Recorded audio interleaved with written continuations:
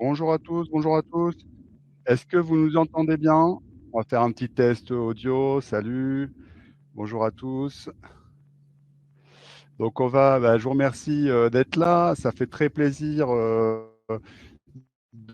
de vous reparler comme tous les mois. Donc ce webinaire aujourd'hui s'intitule Bien choisir sa certification pour faire de la croissance. Donc on va vous partager un petit peu notre expérience, nos connaissances. On a décortiqué le sujet des différentes certifications clés en matière de cybersécurité. On va partager ça avec vous.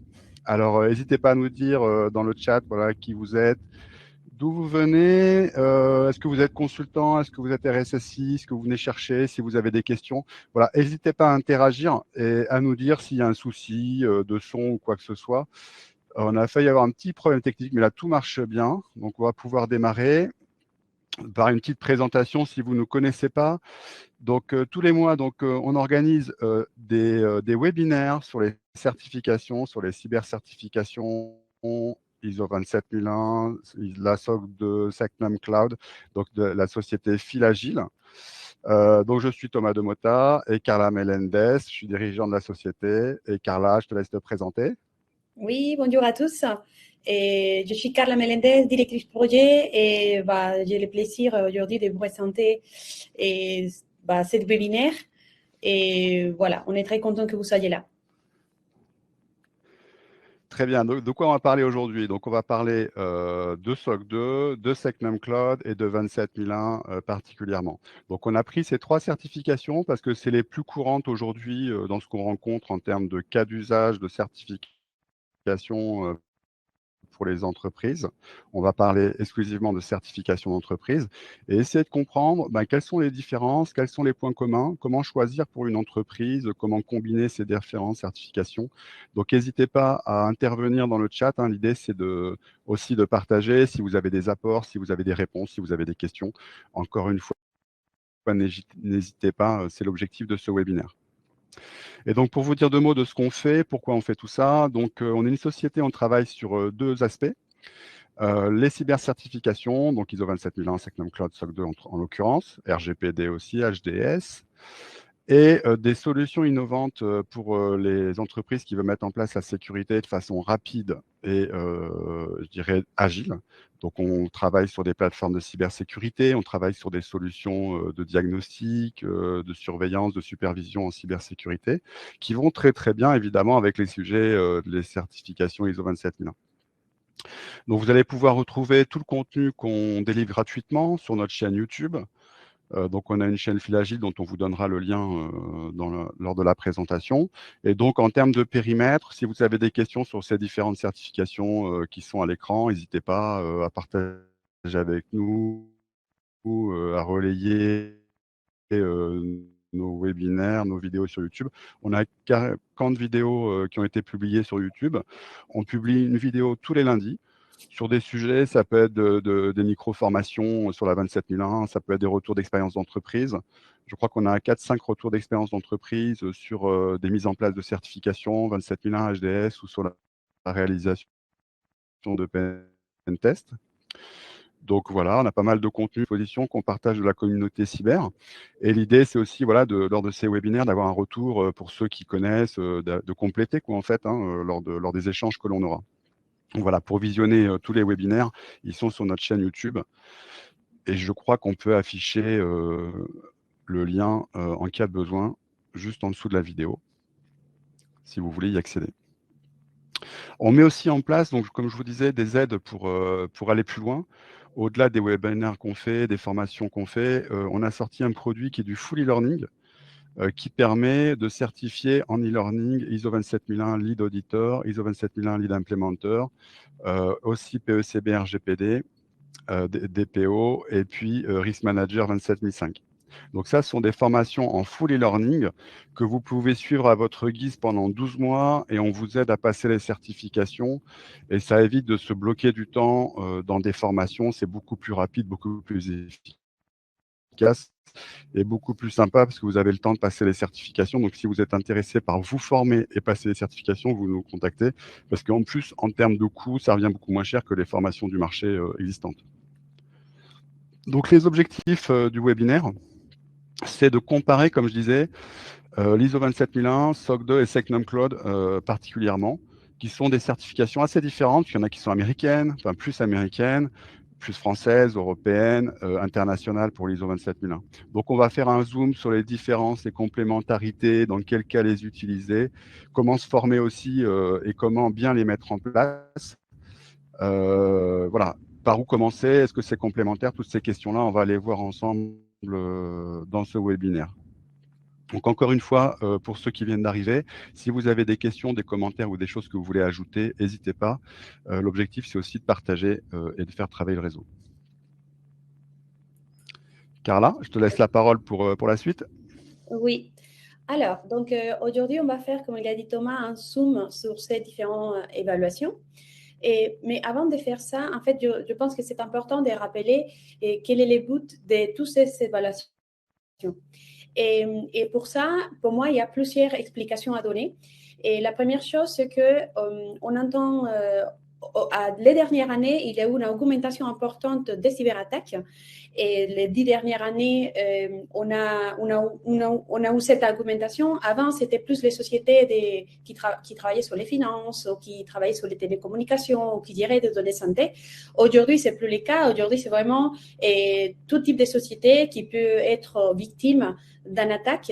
Et même, je suis sûre que vous savez de la famille ou des amis qui ont été aussi des victimes des attaques. Donc, ça a vraiment arrivé à toutes les personnes et à tout type de sociétés. Donc, ça, c'est une première chose qui nous amène à où on est aujourd'hui. La deuxième chose, c'est que les dernières années, je pense aux 5 dernières années, il y a eu une augmentation importante de l'utilisation du cloud. De plus en plus de sociétés utilisent des services dans les clouds, donc notamment pour héberger ces données ou des solutions en SaaS pour traiter certains processus internes.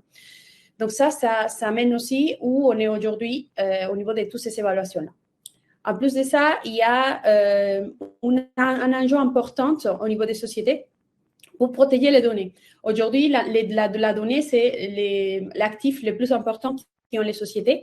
Donc, c'est vrai que si aujourd'hui, on n'a pas les données qu'on a pour prospecter, mais pour les métiers que vous faites, chacun d'entre vous, et c'est difficile de continuer la société. Donc, la donnée est devenue vraiment prioritaire au niveau dans les centres des sociétés. Et il y a aussi les RGPD qui a sorti, qui en fait propose d'aller plus loin dans la protection et surtout sur la protection évidemment des données personnelles. En plus de ça, il y a aussi de la réglementation.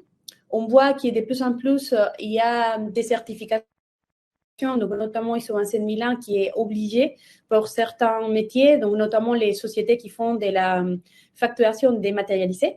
Donc pour ce type de société où certification ISO 27001 est obligatoire, ainsi qu'utiliser un hébergeur qui est Segment Cloud, ou par exemple les sociétés qui hébergent des données de santé sont obligées d'avoir une certification HDS, et notamment pour pouvoir avoir une certification HDS, il faut être avant ISO 27001. Et la dernière, c'est la 5e axe, c'est les schémas directeurs européens. Aujourd'hui, il y a beaucoup de mouvements en Europe pour sortir en fait une évaluation qui est commune à tous les pays de l'Europe, qui va permettre de passer une certification et pouvoir finalement évaluer dans les cyber aux sociétés. Donc ça, c'est aujourd'hui en cours, et c'est grâce à tout ça que je viens de vous expliquer qu'aujourd'hui, plus que jamais, cette évaluation en cyber devient un peu indispensable pour les sociétés. Oui. Et c'est quoi en fait leur vote? Oui, Thomas. Et juste un point, c'est vrai qu'aussi, pour compléter, au niveau du secteur public en France, c'est des certifications. Alors, certainement le SecNum Cloud qui va devenir obligatoire pour les OIV, pour le secteur public, le secteur étatique. Donc, c'est vrai que ça va certainement aussi devenir un incontournable. Oui. Et c'est pour ça qu'on entend parler de plus en plus de certifications autour de nous, en fait. Et alors, donc, c'est important de rappeler les buts. Pourquoi, en fait, c'est important ces évaluations-là.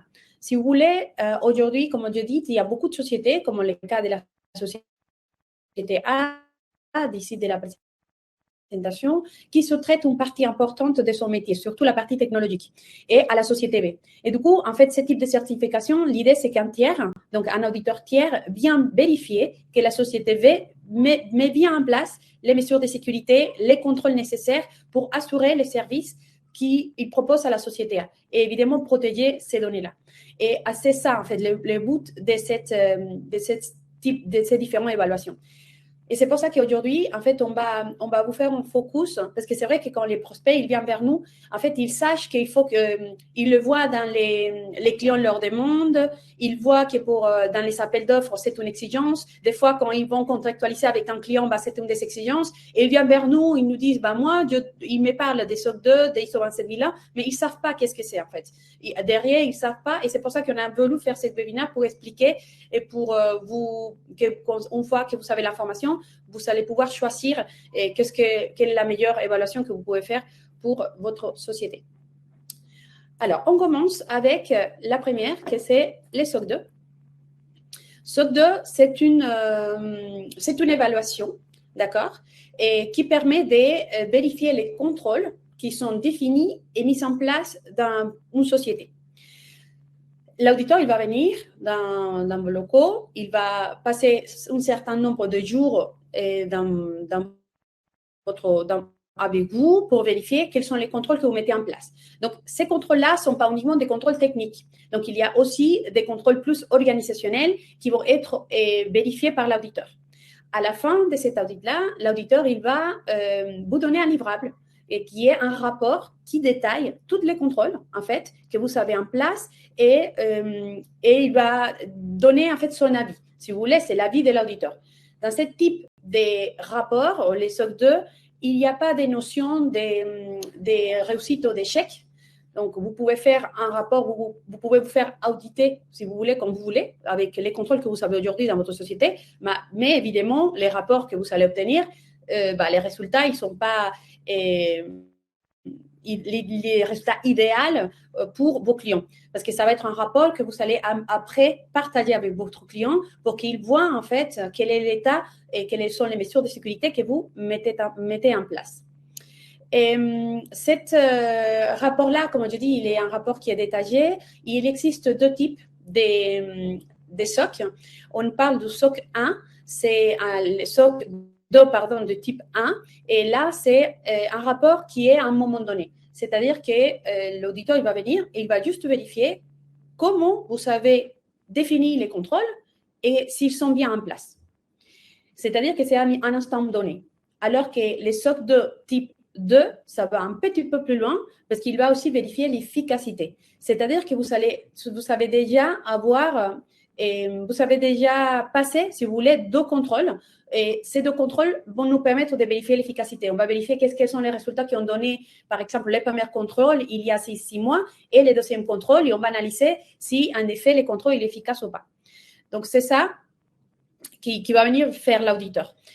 Pour les SOC 2 type 1, les temps en fait, de mise en place, c'est un peu plus court. Donc, entre 4 et 6 mois, vous pouvez mettre en place les contrôles, les faire une fois et après vous faire auditer. Mais alors, pour les types 2, il faut prendre un petit peu plus de temps. Donc, on recommande entre 6 et 12 mois, de telle façon que vous aviez fait déjà 2 contrôles et comme ça, l'auditeur il va pouvoir vérifier donc l'efficacité. Quoi dire d'autre? Une chose qui est très importante, c'est que les SOC 2, en fait, il est reconnu en Amérique du Nord, c'est-à-dire aux États-Unis et au Canada. Donc, ce sont des rapports, si vous savez, votre marché, c'est plus aux États-Unis ou au Canada, ça va être un type d'évaluation que vos clients vont vous demander. Et une autre chose importante aussi, c'est qui est l'auditeur. En fait, c'est un expert comptable agréé. Donc, on appelle CPA et c'est ce type de comptable cet expert comptable qui va pouvoir venir auditer les différents contrôles et émettre ce rapport-là. Au niveau de coût, pour faire cette évaluation et pour une SOC 2 de type 1, un rapport SOC 2 de type 1, et la fourchette, c'est entre 5K et 20K. Et pour les types 2, c'est entre 20K et 60K. Et la fourchette, elle est très large parce que si vous voulez, ça dépend de votre métier, ça dépend de la taille de votre société. Et si vous voulez plus d'informations ou que ça soit plus détaillé, n'hésitez pas à nous contacter. Ici, on vous laisse un lien et on pourrait échanger avec vous et on pourrait vous donner plus des informations qui soient adaptées vraiment à vous, à votre société, à votre métier.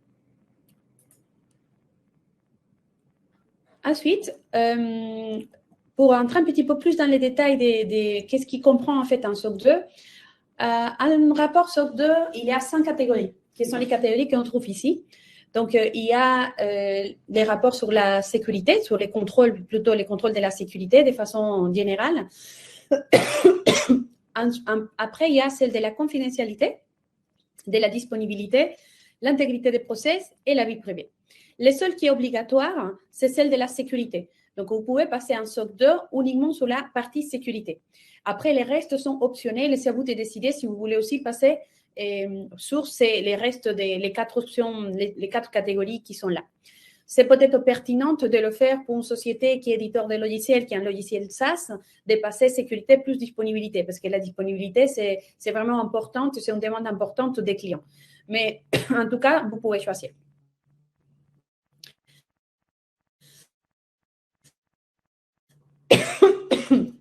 Après, dans la partie sécurité, on va trouver des contrôles. Pardon. On va trouver des contrôles qui sont au niveau de la société. C'est-à-dire qu'on va venir vérifier. On va venir vérifier que vous avez des politiques, que vous avez des contrôles qui sont en place. On va vérifier s'il existe, par exemple, un comité de sécurité qui est en place. On va vérifier que si vous faites une analyse des risques. Et aussi, on va vérifier, par exemple, quels sont les contrôles physiques que vous aviez, si vous avez des contrôles pour toutes les opérations que vous avez en place. Et comme ça, on va plus dans les détails. Mais si vous voulez, là, uniquement avec cette partie sécurité, il y a déjà beaucoup de travail à faire. C'est pas négligeable le travail qu'il faut faire pour pouvoir définir tous ces contrôles qui sont à mettre en place. Ensuite, on va passer. Et encore une fois, si vous avez des questions, si vous voulez qu'on rentre plus dans les détails, il y a beaucoup de contenu aujourd'hui, donc c'est pas facile en fait de rentrer dans les détails. Mais pourquoi pas, on pourrait, si ça vous intéresse, de nous contacter, mais on pourrait aussi évidemment créer un webinaire dédié pour aller plus loin dans les détails des informations de ce type d'évaluation. Ensuite, on va passer sur la certification ISO 27001. D'abord, vous dire que cette certification, c'est reconnu à niveau international. Et cette certification, c'est un certificat. C'est-à-dire que l'auditeur, pareil, il va venir dans vos locaux et il va vérifier la conformité avec une norme. Donc, c'est la norme ISO 27001 dans laquelle il y a un certain nombre d'exigences et l'auditeur, il va venir vérifier que vous êtes conforme à la norme. Donc, si vous voulez, il y a un référentiel. Et là, une fois que l'auditeur il donne son avis favorable à l'obtention de cette certification, vous avez un certificat qui est valable sur une durée de 3 ans, mais vous devez passer des audits de surveillance tous les ans. Pour mettre en place une conformité ISO 27001, ou plutôt un système de management de la sécurité de l'information, que c'est ça qui est demandé dans la norme. Et qu'est-ce que c'est? C'est très simple, ce sont des documents, des politiques, des procédures, des mesures de sécurité technique et aussi organisationnelles. En gros, c'est ça un SMSI, c'est ça qu'on va mettre en place. Il faut entre 6 et 12 mois. Et au même plus, il y a des clients, ça dépend des ressources que vous voulez mettre en place, mais normalement, on va dire qu'en moyenne, c'est 12 mois qu'une société doit prendre pour se préparer, pour être conforme à ce type de certification. Au niveau de l'organisme de certification, donc là, ce sont des organismes de certification agréés et qui peuvent en fait vous certifier sur un CDI. Toutes les certifications, peu importe l'organisme avec lequel vous le passez, sont valables à niveau international. Oui. Là, il faut rajouter peut-être qu'effectivement, en fonction des pays dans lesquels vous allez être, l'organisme qui accrédite les certificateurs n'est pas le même, mais vous pouvez vous faire certifier par n'importe quel type d'organisme de certification. Donc en France, il y a la LNE, il y a la FNOR, il y a LSTI qui est spécialisée dans les certifications en cybersécurité. Mais après, il y en a plein d'autres qui sont utilisés au niveau international. Il faut bien vérifier quand même que quand vous vous faites certifier, par exemple, ISO 27001, le certificateur soit bien accrédité par le COFRAC en France ou par un autre organisme à l'étranger, parce que sinon votre certification ISO 27001 n'est pas valable d'un point de vue réglementaire. Donc si vous faites HDS, mais que votre certification est forcément réalisée par des certificateurs évaluateurs reconnus par l'État. C'est valable pour HDS, bon évidemment pour Secnum Cloud c'est encore plus poussé en termes de contrôle, mais voilà, c'est des évaluateurs qui sont quand même validés, donc il faut bien faire attention à ça. Oui.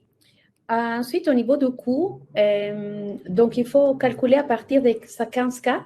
Dès que vous demandez un devis pour passer ce type de certification, il vous donne automatiquement un devis sur les 300 du cycle de certification.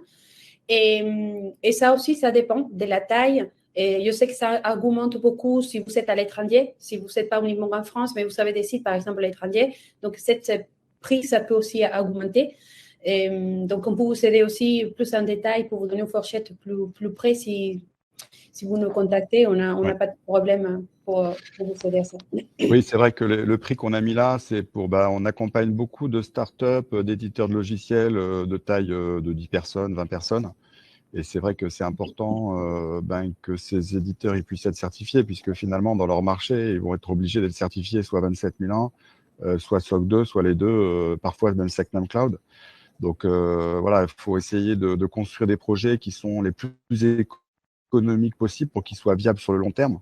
Parce que vous avez compris, ces certifications, c'est un coût très important. Donc aussi, de bien comparer, de bien comprendre chaque norme et son environnement, ça permet de bien cadrer le projet sur le long terme et de réduire les coûts. Parce que vous allez avoir des coûts pour une certification. Pour ces certifications, il y a le coût de certification, il y a le coût de formation, d'accompagnement, il y a le coût de la sécurité technique, il y a le coût de la sécurité organisationnelle. Donc, historiquement, c'est vrai que c'est des projets qui coûtaient très, très cher. Donc, il faut trouver aussi des solutions. C'est un peu l'objet de ces démarches, de bien cadrer ces projets pour trouver les solutions les plus économiques et les plus viables sur le long terme possible pour les petites entreprises. Tout à fait. On va rentrer un petit peu plus dans les détails des exigences de cette norme. Donc, la norme, elle est découpée en deux parties. Donc, il y a une première partie ce sont les exigences qui sont obligatoires pour tout type de société. Et ce sont les exigences du chapitre 4 au chapitre 10, pardon, du 4 à 10. Et tous ces chapitres-là, ça vous permet de mettre en place un système qui vous permet de l'amélioration continue. C'est-à-dire que vous pouvez y aller à la certification avec un système de management de la sécurité de l'information, un SMSI, qui tourne, qui fonctionne, mais qui peut être amélioré. Et c'est ça, en fait, une certification. L'idée, c'est de vous améliorer à chaque fois, chaque année, sur la sécurité. Et c'est pour ça que tous ces chapitres-là sont obligatoires, parce que c'est cette machine-là, si vous voulez, qu'on va mettre en place. Ensuite, il y a l'annexe A. Et cette annexe A, la version, il y a une version qui vient de sortir, c'est la version 2022, et qui a en fait ces quatre annexes-là. Il est découpé en mesures organisationnelles, mesures des personnes, mesures physiques et mesures technologiques. Comme on voit bien, en fait, une certification comme ça, et je sais que les clients, quand on commence à les accompagner, ils croient que c'est beaucoup de techniques, c'est uniquement de techniques, et pas du tout. En fait, on va mettre en place une gouvernance de la sécurité, et ça, c'est très important quand on fait une certification ISO 27001.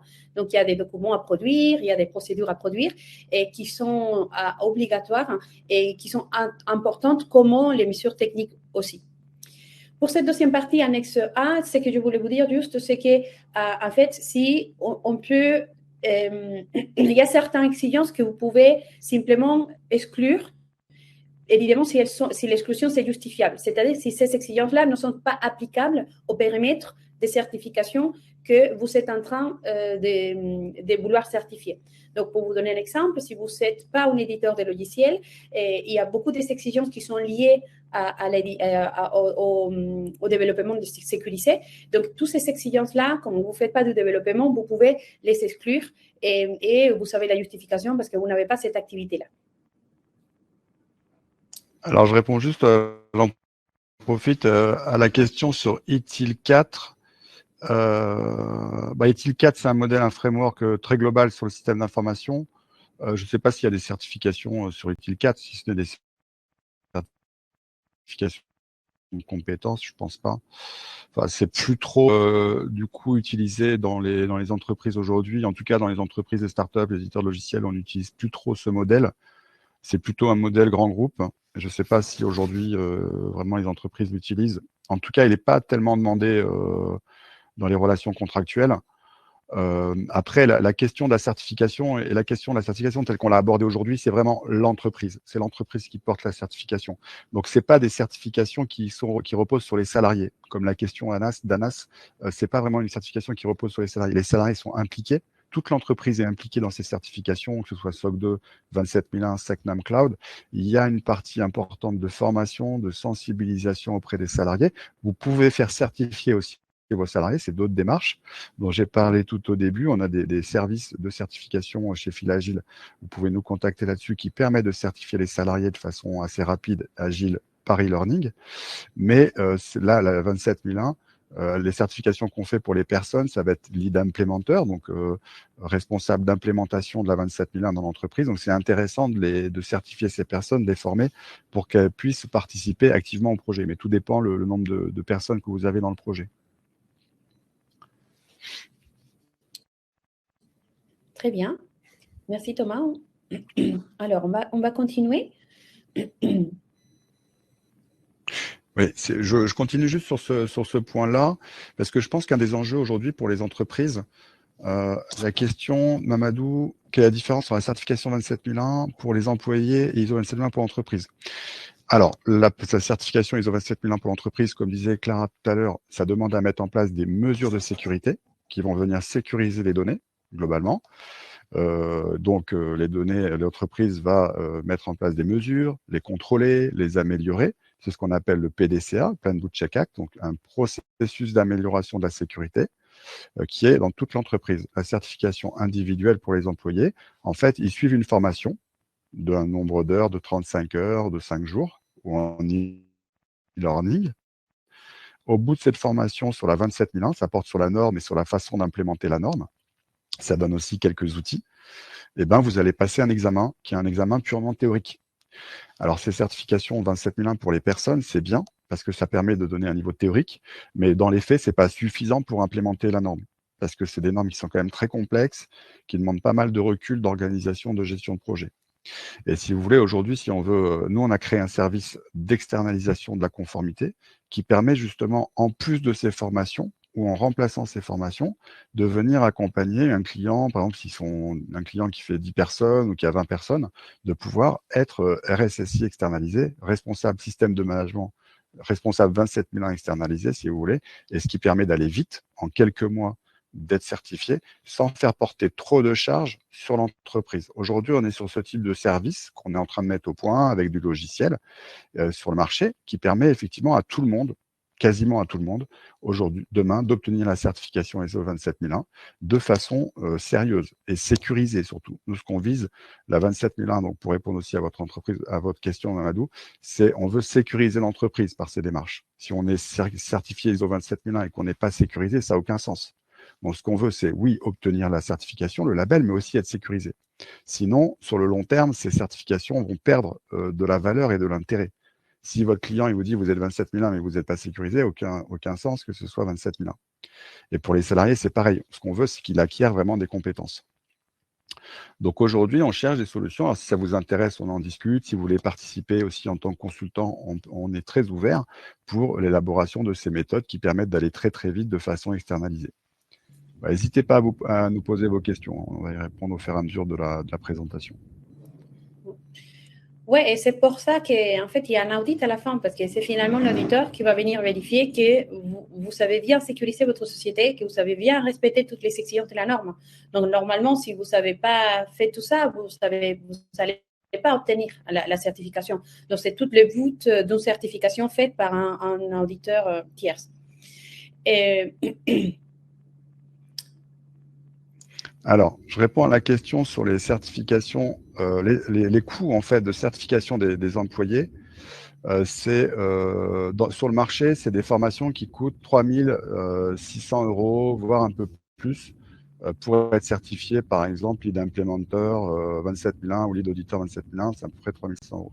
Nous, on arrive à faire des coûts de moitié en fait pour les employés, avec un accompagnement qui est plus standardisé et plus qualitatif, et surtout le fait de passer, quand vous faites de la formation sur 5 jours, tout de suite derrière, vous devez passer la certification. Et donc, du coup, ça crée un stress. Donc, avec nous, vous avez le temps, vous faites des examens blancs, et quand vous êtes prêt, on vous accompagne, on vous fait réviser pour passer la certification. Voilà pour répondre à cette question. Donc après, je crois qu'on va parler de Secnum Cloud, donc, qui est le troisième référentiel dont on veut parler aujourd'hui, qui est pour le coup là un référentiel français. Hein, Carla, je te laisse continuer. Oui. En effet, en fait, Secnum Cloud, c'est plutôt un référentiel français qui, si vous voulez, une fois que vous allez obtenir, on l'appelle ici, on est dans une qualification. C'est pas la même chose. Avant, on parlait des certifications. Là, on parle des qualifications. Et c'est pas la même chose. Pourquoi? En fait, si vous voulez, là, on parle vous allez avoir un niveau de sécurité. Avant, vous avez un processus dans l'ISO 27001, vous avez un système qui vous permet de vous améliorer et vous pouvez passer la certification en mettant en place ce système, alors que dans Secnum Cloud, vous deviez déjà avoir un niveau de sécurité. Donc, c'est beaucoup plus exigeant niveau technique et de passer une certification Secnum Cloud. Et cet référentiel, il est édité par l'ANSSI. Et une fois que vous allez obtenir la qualification, si vous voulez, c'est l'ANSSI qui dit, il vous recommande, si vous voulez. Il recommande votre service, votre produit, parce que ce produit, il est robuste et c'est un produit de confiance. Donc, c'est évidemment destiné, c'est destiné, en fait, ce type de qualification aux services dans les clouds. Donc là, on parle des IaaS, des PaaS, des SaaS ou des CaaS. Et donc, si ça vous intéresse, c'est une des certifications qui vont vraiment vous pousser dans la sécurisation de votre société. Et il ne faut pas sous-estimer les temps que vous allez passer pour ce type de qualification. Ce que nous, on recommande à nos clients, c'est de d'abord passer un ISO 27001 avant d'aller dans Secnum Cloud. Et en fait, c'est une stratégie qui est très intéressante, car si on voit la Secnum Cloud, il est basé sur la ISO 27001. Donc, si on regarde toutes les exigences, on va trouver l'annexe A de la ISO 27001, mais en plus, il y a des guides techniques de l'ANSSI qu'il va falloir mettre en place. Donc, pour vous donner un exemple, si vous utilisez des SSH, il y a une note technique, c'est un document qui décrit comment il faut faire pour sécuriser les connexions SSH, par exemple. Donc, ça, c'est ça qui met la complexité dans ce type de qualification. Et, au niveau du temps que vous deviez passer, donc minimum 24 mois pour vous mettre en conformité avec Secnum Cloud. Et au niveau des coûts, c'est plus de 40 cas pour passer cet audit-là. Et il faut savoir que les auditeurs, ils vont venir et ils vont vérifier qu'en effet, vous avez bien mis en place, vous avez bien fait la configuration technique du périmètre qui vous voulez qualifier, en fait. Donc, ça prend du temps. Ce sont des auditeurs passifs, c'est-à-dire ce sont des auditeurs qui sont à niveau très technique. En passif, c'est aussi, si vous voulez, ce sont des cabinets qui ont passé aussi une certification pour pouvoir faire ce type d'audit-là. Donc, c'est une certification qui est complexe et que c'est tout à fait possible, mais il faut se faire accompagner parce que c'est pas évident. Oui, tout à fait. Et la partie Secnum Cloud, donc le qualification Secnum Cloud, c'est c'est une qualification. Il y a très peu d'entreprises, hein, ça se compte sur les doigts de la main. Et généralement, sur un secteur donné, ben, il va y avoir un acteur. Par exemple, il y aura un acteur dans le collaboratif, un acteur dans le RP, un acteur dans l'hébergement, ou quelques acteurs qui vont être qualifiés Secnum Cloud. Et c'est quand même très poussé, ça prend 24 mois, enfin ça prend quand même pas mal de temps. Mais la 27001 est une bonne marche pour passer après au Secnum Cloud. Et souvent dans les projets qu'on fait, on nous demande quand on part sur 27001, des fois de faire un petit diagnostic avant sur Secnum Cloud pour aider à anticiper les actions de sécurité. Et le Secnum Cloud, ça porte sur les employés aussi, mais d'un point de vue de la sensibilisation, de la formation. Ça ne certifie pas les employés, ça certifie uniquement l'entreprise. On est sur une qualification d'entreprise de service, une qualification de service. Donc, ce n'est pas forcément tous les services de l'entreprise, mais c'est une qualification qui est détenue par l'entreprise.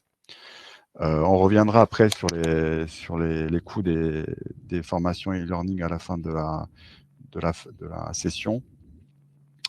Est-ce que AWS, CGP et Azure sont qualifiés Secnum Cloud? Je ne sais plus, mais en tout cas, alors par contre, ce que je peux vous dire, c'est que pour trouver les personnes qui sont qualifiées Secnum Cloud, il faut aller sur le site de l'ANSSI et très rapidement, vous allez trouver les services qui sont qualifiés Secnum Cloud. AWS, je crois qu'il doit y en avoir. Enfin, après, c'est vraiment les services dans l'entreprise qui vont être qualifiés. Mais bon, il y a beaucoup d'hébergeurs aujourd'hui qui engagent la démarche, d'infogérants hébergeurs qui engagent la démarche. Sur les formations, en fait, les formations qu'on fait de certification pour les personnes, donc PECB, Lead Implémenteur, Lead Auditor, on les fait uniquement avec une approche e-learning plus coaching individualisé. Donc, vous pouvez la démarrer en 48 heures. Elle est accessible 5 jours sur 7, 7 jours sur 7, 24 heures sur 24. Et il suffit que vous nous contactiez et puis on vous donne l'accès à l'e-learning, à la certification. Vous la passez quand vous voulez. Vous avez 12 mois pour passer la certification. Donc là, c'est vrai que c'est très facile pour, de façon individuelle, se faire certifier. Alors, le process Secnum Cloud, je ne sais pas si tu vas y revenir, Carla, sur le process de qualification.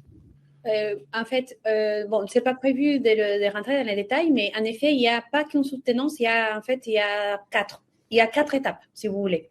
Donc, il y a une première étape, c'est pour vérifier si en effet vous pouvez, comme c'est une qualification qui est complexe à mettre en place, en fait, il y a une première soutenance qui s'appelle les jours zéro, dans lesquels il y a des auditeurs qui viennent vous présenter votre projet, qu'est-ce que vous voulez certifier, ils vérifient quelles sont les exceptions que vous savez, les différentes exigences sur lesquelles vous allez exclure, et ils vont vous dire si vous êtes prêt ou pas, en fait, pour avancer avec les processus.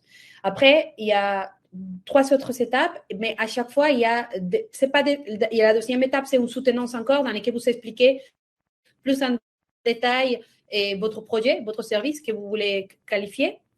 Et à partir de là, vous sortez avec un livrable que c'est, si vous voulez, c'est l'évaluation. C'est comment vous allez faire, ou comment l'auditeur, si vous voulez, les passifs, va venir faire l'évaluation de votre service. Oui. Il y a un point qui est très important à noter, c'est que quand vous passez le J0 aujourd'hui, donc la première étape, il faut quasiment être prêt. En fait, aujourd'hui, ils ne prennent plus des dossiers qui vont être en cours de préparation. Donc, c'est ça qui est très important, de bien se préparer avant de contacter l'ANSSI pour éventuellement postuler à cette qualification.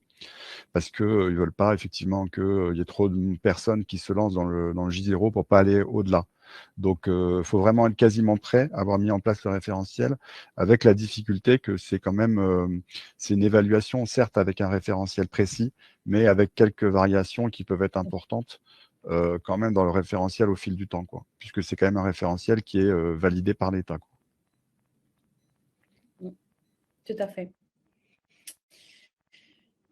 Et juste pour finir avec les cycles, donc après, il y a l'évaluateur qui vient faire l'évaluation. C'est lui qui va passer 40 jours, à peu près 30-40 jours, ça dépend, et venir vérifier en détail les mesures de sécurité que vous avez mis en place, si vous respectez bien toutes les fiches techniques et toutes les exigences. Et à la fin, il y a un rapport qui est émis et ça a été évalué par quelqu'un de l'ANSSI. Et cette personne de l'ANSSI, dont l'avis favorable ou pas, recommande votre qualification ou pas. Donc, si vous voulez, c'est pas comme un audit dans lequel il y a les jours de l'audit et vous passez l'audit. Là, c'est vraiment, il y a des étapes qu'il faut suivre, en total 4, pour pouvoir finaliser avec la dernière étape, c'est l'obtention de la qualification. Donc, c'est vraiment un process qui est complexe. À mon sens, les étapes avant, c'est de mettre en place la 27001 ou en tout cas de faire un travail préparatoire, un gros travail de préparation, de mise à niveau de sécurité technique avant d'envisager l'objectif. Et il faut avoir aussi l'intérêt de mettre en place Secnum Cloud sur le long terme, évidemment, puisque c'est un coût important. Très bien. Alors, on va parler des... Alors, ouais, donc on a mis au point, et ça c'est important parce que ça va vraiment être une aide pour tous les projets dont on a parlé précédemment, que ce soit SOC 2, que ce soit 27001, que ce soit Secnum Cloud.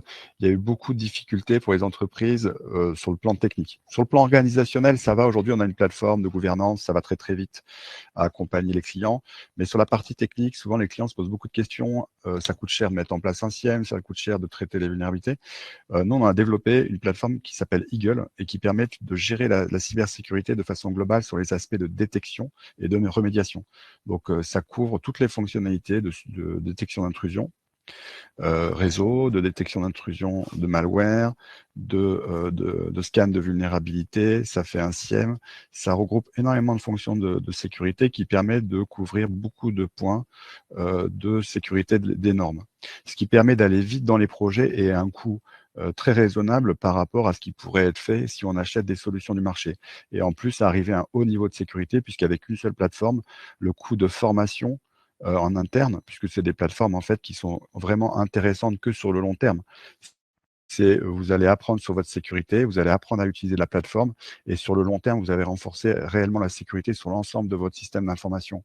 C'est une plateforme qui couvre autant le parc portable, physique, que le cloud ou que les serveurs installés chez vous.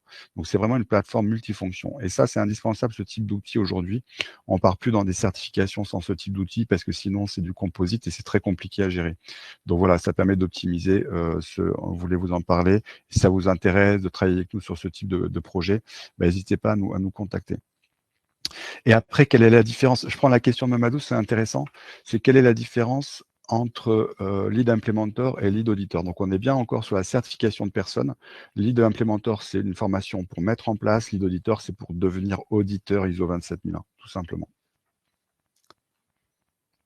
Bon, maintenant, on va parler des différences entre les différentes certifications, un peu synthétiser tout ce qu'on s'est dit ensemble aujourd'hui. C'est ça, en fait, pour faciliter les travaux, on aime bien faire les choses agiles. Donc, je pense que ces tableaux-là, ça donne une vision plus claire de toute l'information que vous a donnée aujourd'hui. Et on a répondu, en fait, si vous voulez, à toutes les questions qui nous posent nos prospects. Et on a essayé de répondre dans cette webinaire. Donc, la première chose, c'est la reconnaissance territoriale. Donc, SOC 2, on avait dit, c'est reconnu en Amérique du Nord, aux États-Unis et au Canada. ISO 27001, c'est plus international, donc notamment en Europe et en Asie, mais aussi à niveau international, tout court. Et Secnum Cloud, c'est plus une certification qui est reconnue en France. Quel est l'objectif de chacune de ces certifications? La première, c'est de proposer un service de confiance, c'est-à-dire que ce rapport-là permet de finalement donner aux clients et justifier que vous savez vous proposer un service de confiance. Là, ISO 27001, c'est un petit peu différent, même si à la fin, c'est donner un service de confiance, mais celui-là, c'est plus orienté à assurer la disponibilité, l'intégrité et la confidentialité des données internes, mais aussi des clients. Ça dépend encore une fois du périmètre des certifications. Alors que Secnum Cloud, c'est plutôt la robustesse. Donc là, on voit bien que c'est vraiment la robustesse, si vous voulez, la sécurité c'est un niveau supérieur des sécurités. Et aussi la confiance. Au niveau du temps, pardon. Donc, pour SOC 2, on calcule entre 4 et 6 mois pour les SOC 2 de type 1 et de 6 à 12 mois pour les SOC de type 2. Ensuite, pour ISO 27001, donc en moyenne, c'est 12 mois. Mais après, on a des clients qui mettent des ressources et où ils le passent en 6 mois, ou on a d'autres sociétés qui passent plus de temps, d'entre 18 mois, 24 mois. Et finalement, Segment Cloud, c'est plus de 24 mois. Et moins de ça, c'est vraiment difficile de passer ce type de qualification. Au niveau de l'applicabilité des exigences, donc on avait vu que pour SOC 2, uniquement la catégorie sécurité est obligatoire. Les restes sont optionnels. Vous pouvez les faire ou pas, en fait, quand vous passez l'audit. Pour l'ISO 27001 du chapitre 4 à 10, que c'est la mise en place d'un SMSI, c'est obligatoire pour toute société. Et ensuite, l'annexe A, et vous pouvez exclure certaines exigences qui ne vous sont pas applicables. Et la même chose pour Segment Cloud. Donc, si dans la liste de toutes les exigences qui sont présentes là, il y a certaines qui ne vous sont pas applicables, vous pouvez aussi les exclure. Au niveau du nombre de jours d'audit, donc pour SOC 2, c'est plus de 100 jours. Et pour ISO 27001, c'est plus de 3 jours. Et Segment Cloud, c'est plus de 30 jours. Et ça peut arriver jusqu'aux 50 jours d'audit. Au niveau des évaluateurs, donc c'est qui va faire ces audits-là, qui va vous évaluer. Pour un SOC 2, c'est un CPA, donc on avait vu, c'est un comptable expert agréé. Pour la ISO 27001, ce sont des organismes de certification qui sont aussi agréés. Et finalement, pour Segment Cloud, ça peut être l'ANSSI, ça peut être des organismes de certification agréés et ça peut être aussi des PASI. Au niveau des livrables, les SOC 2, c'est un rapport détaillé avec toutes les mesures, tous les contrôles qui sont en place. ISO 27001, c'est un certificat. Les libellés, c'est vous qui les choisissez. Vous pouvez sélectionner les libellés que vous voulez. Après, évidemment, il faut que les libellés correspondent bien au périmètre de certification qui a été certifié, mais il est libre, en fait, les libellés. Et en plus de ça, vous avez un rapport qui détaille, si vous voulez, les non-conformités ou les écarts entre la norme et ce que vous avez mis en place.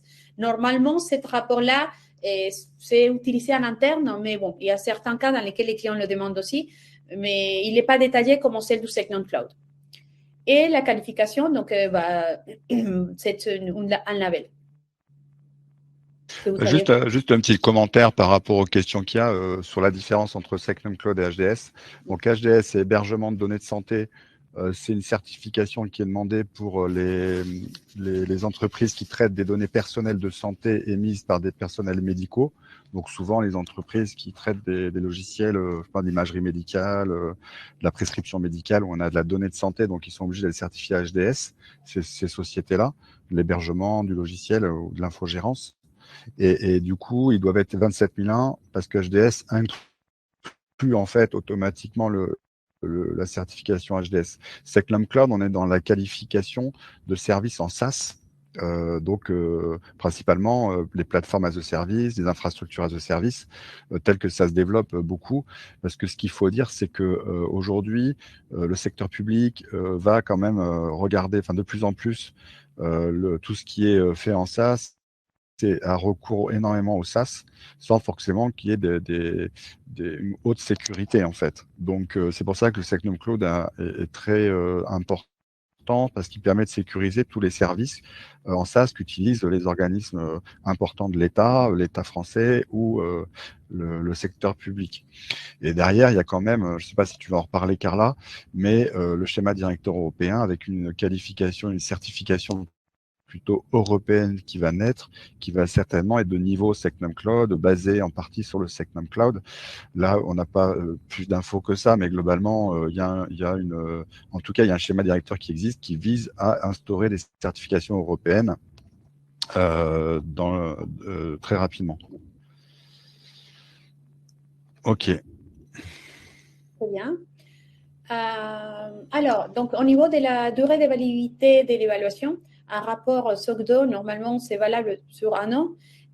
C'est pas que c'est valable, c'est plutôt que les clients le demandent, en fait, de le faire annuellement. D'accord? L'ISO 27001, c'est valable sur 300. Et il y a donc l'audit de certification, comme je vous ai dit, et après, il y a des audits de surveillance. Et SecNumCloud, c'est la même chose que l'ISO 27001. Et au niveau du coût, donc on l'avait déjà vu aussi, c'est 100K 20K type 1 pour les SOC 2, 20K 60 pour les type 2. Et là, on parle des SOC 2. Pour l'ISO 27001, c'est à partir de 15K. Et là, on parle de bien d'un devis sur les 300, sur les cycles de certification. Et pour SecNumCloud, donc c'est à partir des 40K et sur les cycles de certification des 300. Donc ça, ce sont les coûts et on voit bien que SecNumCloud, c'est beaucoup plus importante. Si je peux vous dire, qu'est-ce qui serait l'idéal? En fait, si vous voulez passer sur SecNumCloud, on avait déjà dit ISO 27001, SecNumCloud, c'est l'idéal. Mais même si vous voulez, si c'est intéressant pour vous, c'est peut-être aussi intéressant de faire SOC 2. Comme ça, vous mettez déjà quelques contrôles, vous faites un audit, après ISO 27001 et après SecNumCloud. Donc, ça pourrait être aussi un schéma. Mais évidemment, ça dépend si votre marché, vraiment, il est aux États-Unis. Parce que sinon, il n'y a pas de sens, en fait. Oui, parce que si les Américains, ils vont pas regarder la certification ISO, ça sert à rien. Ils ont effectivement, c'est une autre approche, c'est vraiment une approche pragmatique avec des contrôles opérationnels, comme souvent aux États-Unis. Les référentiels sont vraiment beaucoup plus opérationnels. Donc, eux, ils vont pas demander. Et en France, on demande quasiment pas, ou en Europe, on demande quasiment pas les référentiels SOC 2 non plus, quoi. C'est vraiment quelque chose de très américain, nord-américain.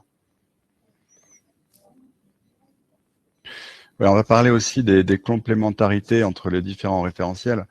Alors, ce qu'il faut voir, c'est que ça permet de globalement, quels sont les intérêts de ces normes aujourd'hui. Moi, je dirais, elles sont quasiment incontournables aujourd'hui quand on traite de la donnée, quand on est un éditeur de logiciel en SaaS. La certification ISO 27001 en France, c'est quasiment un incontournable. Ça va devenir un standard, on va dire.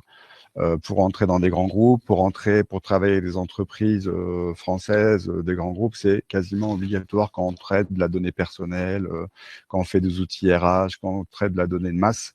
Voilà, c'est pour sécuriser la donnée, la disponibilité, l'intégrité, la confidentialité, c'est obligé aujourd'hui au niveau du marché.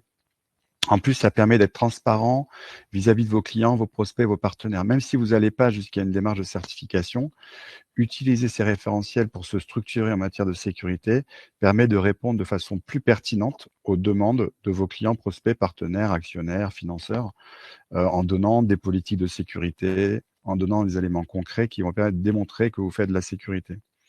Et ça amène évidemment à utiliser les bonnes pratiques, puisque quand on va mettre en place ce type de certification, on va se baser sur les bonnes pratiques du marché, les référentiels internationaux de sécurité, qui sont en fait des standards de sécurité appliqués dans les différents domaines. Donc ça, c'est vraiment très important. Et vous allez également réduire, en fait, faciliter au niveau commercial la relation commerciale avec vos procès et avec vos clients. Et donc, vous réduisez aussi les demandes un peu complexes de questionnaire de sécurité si vous êtes déjà certifié ISO 27001, par exemple. Vous allez aussi rassurer vos clients, mais structurer l'entreprise. Il faut savoir que l'ISO 27001 est une norme extrêmement structurante qui permet de structurer les process d'onboarding, les process de gestion des accès, d'entrée des collaborateurs, de sortie des collaborateurs. Donc, c'est vraiment très intéressant à ce titre-là. Et puis, surtout, ça permet de façon globale d'analyser les risques, de faire un point sur les risques et d'avoir une bonne connaissance de l'entreprise en matière de sécurité. Je dirais, quel que soit le référentiel que vous choisissez pour démarrer, même si vous n'allez pas jusqu'à un audit, jusqu'à une certification, je pense que ça aide vraiment à structurer l'entreprise, à la rendre plus mature et à avoir un meilleur contrôle sur l'informatique, sur le système d'information, sur la sécurité.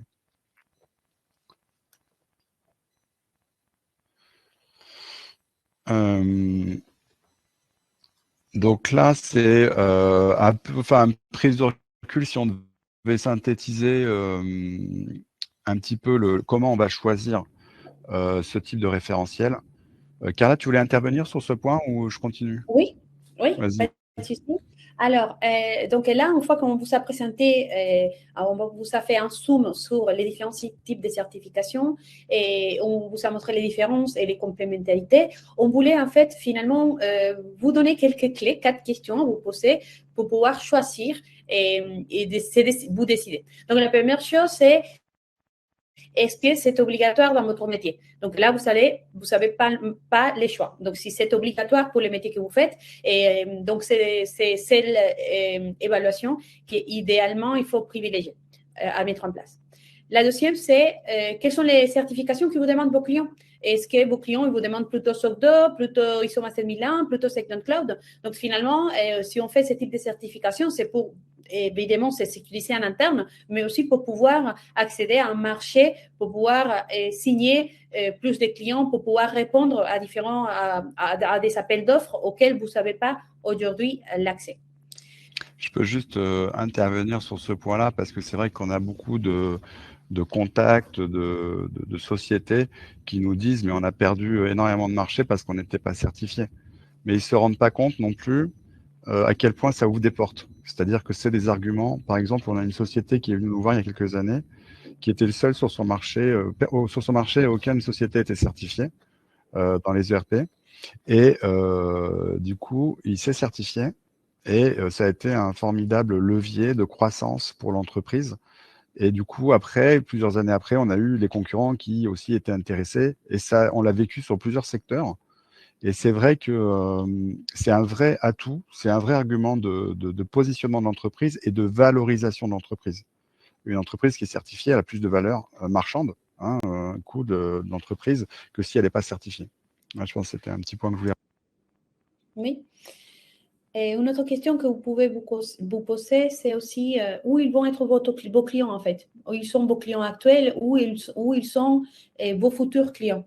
Donc, si par exemple aujourd'hui, vous avez une stratégie de vous lancer aux États-Unis. Donc, là-bas, c'est très demandé. C'est une exigence qu'on rencontre très souvent. Donc, peut-être c'est intéressant de déjà commencer à réfléchir, dépasser un rapport, un SOC 2, pour pouvoir accéder à ce marché. Et après, une autre question aussi à se poser avant de commencer cette démarche, c'est quel est le temps que vous avez à consacrer pour ce type de projet. Donc, on voit bien la différence entre chacune de ces évaluations et ça peut être aussi autre facteur qui vous permet de finalement prendre la décision. Ok. Donc après, bon, on a traité pas mal de questions. Je pense que s'il y en a d'autres, on peut y répondre. Après notre prochain webinaire, on va vous poser la question sur notre page LinkedIn. Il me semble, Nicolas, c'est sur notre page LinkedIn qu'on va. Déjà, c'est le rendez-vous, voilà, le rendez-vous du 26 janvier. On a deux sujets possibles. C'est comment, en fait, c'est soit revenir aux fondamentaux de la 27001 et traiter le sujet de la 27001 agile, les outils, comment on le fait pour être efficace et rapide, soit traiter la transition 2022 sur lequel on travaille actuellement avec toutes les traductions, avec la reformalisation avec la 2022. Donc, il y a deux sujets pour notre prochain webinaire. Vous pouvez voter. On mettra aussi, je pense, sur la page LinkedIn de Fil Agile. Donc, n'hésitez pas à y aller pour voter, pour savoir un petit peu quel est le sujet le plus intéressant pour vous. Alors, pour reparler des formations certifiantes, je recommanderais pour démarrer d'être ISO 27001 Lead Implementor, parce que Lead Auditor, en fait, c'est vraiment des compétences, c'est des compétences un peu supplémentaires d'audit. Donc, généralement, il faut vraiment pratiquer.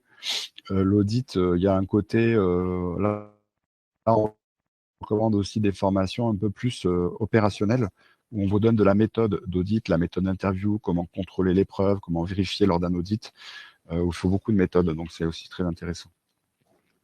Donc oui, la transition 27 de version 2022, il y aura plusieurs sujets à traiter puisque toutes les normes sont passées en version 2022, donc la 27001, la 27002, qui est l'annexe un peu plus technique, la norme complémentaire des objectifs techniques de la norme, et aussi la 27005, qui est l'annexe, qui est la norme qui parle d'analyse des risques.